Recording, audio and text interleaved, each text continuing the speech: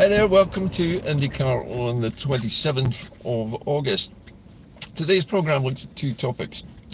I think it's fair to say that there's been an awful lot of comment recently about the riots occurring on England's streets. Now, there's also been a lot of comment here in Scotland's online community about why we've not seen the same kind of rioting here in Scotland. I think the answer to that is that people in England are actually reacting to what Sir Keir Starmer has done in his first few days as the Prime Minister of the United Kingdom. And what he's done effectively is impoverish a huge chunk of the United Kingdom's population by ending the winter fuel payments. Now, this supplementary fund, if you like, this money which is given usually to elderly citizens to help them to pay for their fuel bills, is regarded, I think, in the Labour Party as rewarding the rich. In other words, they are using this excuse that it was a reward. It was basically giving money to pensioners who were already wealthy and that actually didn't need this money. So if that were the argument and that was the real reason for doing this, then why not simply make it means tested, so that anybody who has a private pension and who's sitting pretty and can easily afford their energy bills doesn't get the payment. But that's not what Keir Starmer has done. He's basically just pulled the rug out from under everyone. So that's caused alarm and consternation, but as I mentioned in yesterday's programme, at the same time as doing that, he's given carte blanche to Ofgem to raise the energy price cap by 10%. Now, the energy companies of the United Kingdom, and there are 6 of these large corporations, are essentially a massive multiple monopoly of 6 companies who all charge approximately the same ridiculous amounts of money for the energy that they supposedly provide. Now, bearing in mind that Scotland's energy, 98% of it, comes from renewables, which is virtually free, why is it that our energy bills are skyrocketing as well, when we plainly are producing far more electrical energy for virtually nothing from the wind than almost any other part of the UK? And the answer to that is, of course, that the Labour Party is trying to cozy up to these big multinational corporations. And I wouldn't be surprised at all if there weren't some corruption going on at the heart of the UK government, perhaps corruption that is carried over from the Tory administration and is now infecting the Labour administration. So I think the reason for all the riots, particularly in England, is partly because of this activity. And the fact that Sir Keir Starmer has told the electorate in all of the United Kingdom that it's going to get worse, that he's going to make it worse, which is more to the point. And when people hear that their lives are going to get worse than they already are, and it's being done deliberately by their own government, the one that they voted in, thinking that it would be better than the Tories, you can expect some backlash to come, certainly from younger people on the streets who see their future disappearing down a black hole of both taxation and overpayments to big fat cat multinational corporations whose shareholders stand to benefit by millions, if not billions of pounds in additional profits, not to mention the fat cat CEOs of these gigantic corporations who are already multimillionaires, who are going to make massive bonuses because of these extra profits that they're making. So this profiteering is something which is bound, I think, to cause rioting, particularly in England. But why has it not happened in Scotland? Perhaps it's because the Scottish people understand that the reason why the Scottish government has been deprived of the funding it needs to help pensioners through the winter fuel crisis is because Westminster has cut the funding. I heard this morning, if I read a comment by George Fawkes, or should I say Lord Fawkes, who was basically bemoaning the fact that the Scottish government should take responsibility for cutting all these benefits, particularly to pensioners and so on, and saying that it's a Scottish responsibility to do something about this. But the Scots people know that the money that we get to run the country is effectively a tiny share of the taxation that we have already paid, and most of it is coming to us, not all of it. About 60% of what we actually pay in taxes is actually given back in the so-called block grant, as if we have to ask permission to be given back taxes which we already paid. However, we're not getting 40% of that back. That is remaining somewhere down in the bowels of Westminster and Whitehall to be disbursed in other places in the UK, which are obviously perhaps even more impoverished than Scotland is. So the people here understand that it is not the Scottish Parliament or the Scottish Government's fault that the funding has been cut. And therefore the anger on the streets is just not there. It's certainly not there for that reason anyway. The only protests that go on in Scotland are those for independence and occasional flag-wearing, drum-beating, Orange Lodge marches, which, let's face it, are a dwindling minority of Scotland's population. The only other time I've ever seen any kind of crowd which caused any sort of confrontation with the police in Scotland was when the United Kingdom's immigration service tried to deport some Scottish shopkeepers back to presumably somewhere like Pakistan or India where their families originated.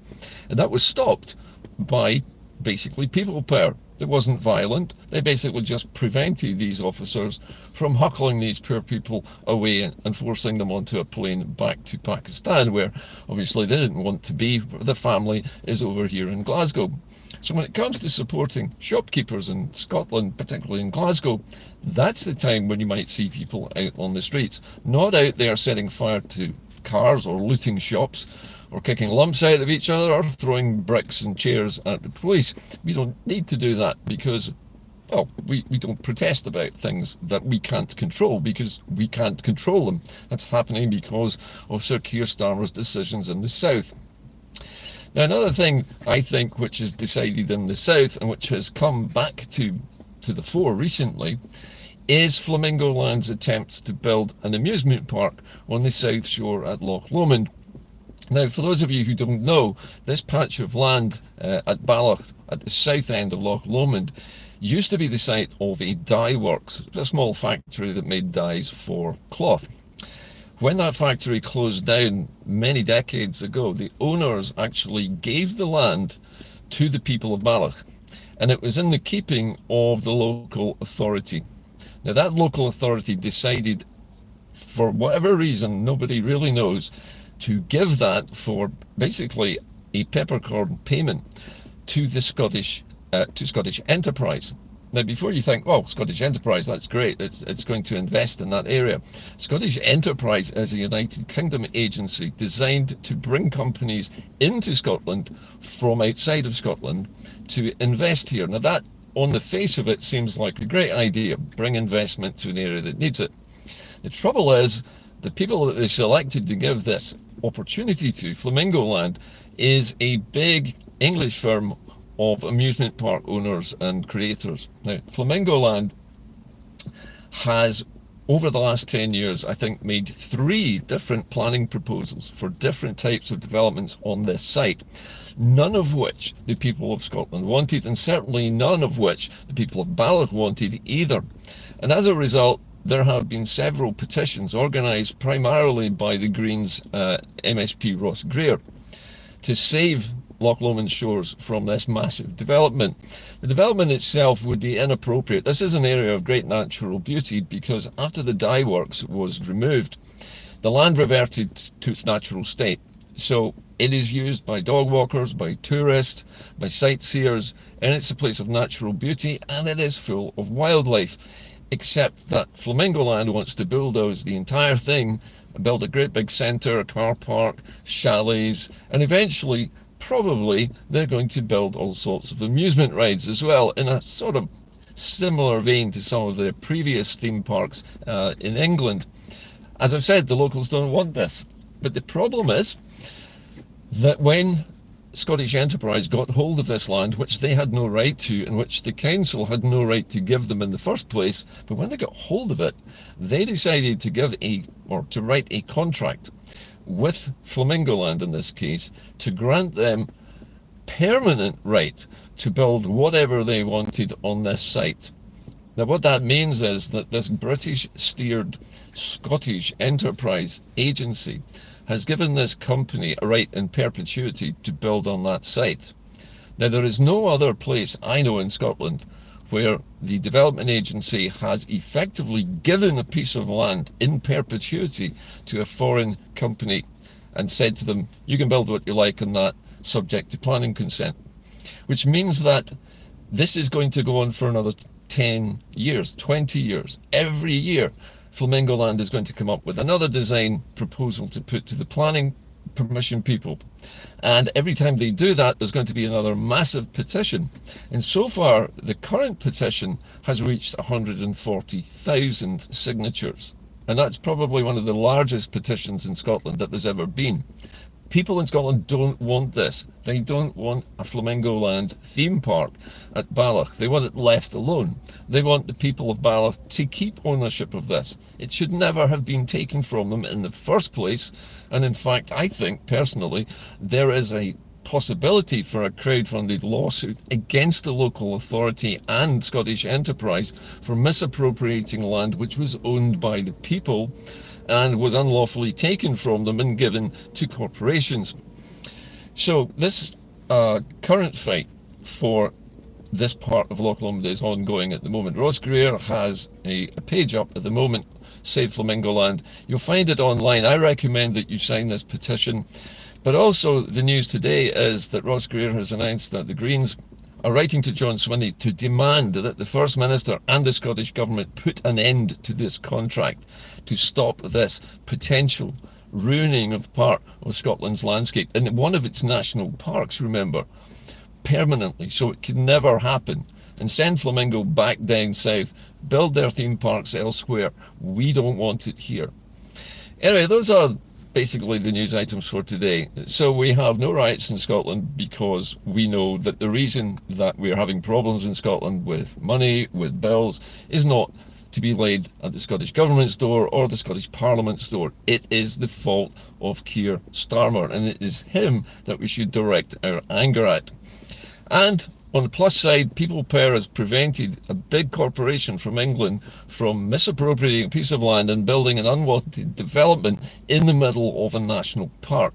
And we need John Swinney and his government to put an end to this once and for all by legislating this agreement between the British-ruled Scottish, in inverted commas, enterprise and this Flamingoland corporation. They need to stop this, and they need to stop it now. We don't want a perpetual battle going on between the people of Scotland and Flamingoland over a piece of land that really should have been in public hands and still should be. Anyway, that's it from Inde-Car today. I will see you again later in the week. Thank you to everybody who has continued to contribute to my crowdfunders.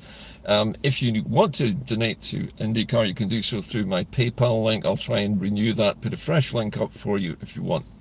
In the meantime, as I always say, keep the faith. But remember, Scotland is fighting constantly against British interference in its own internal workings, and we have to keep fighting it.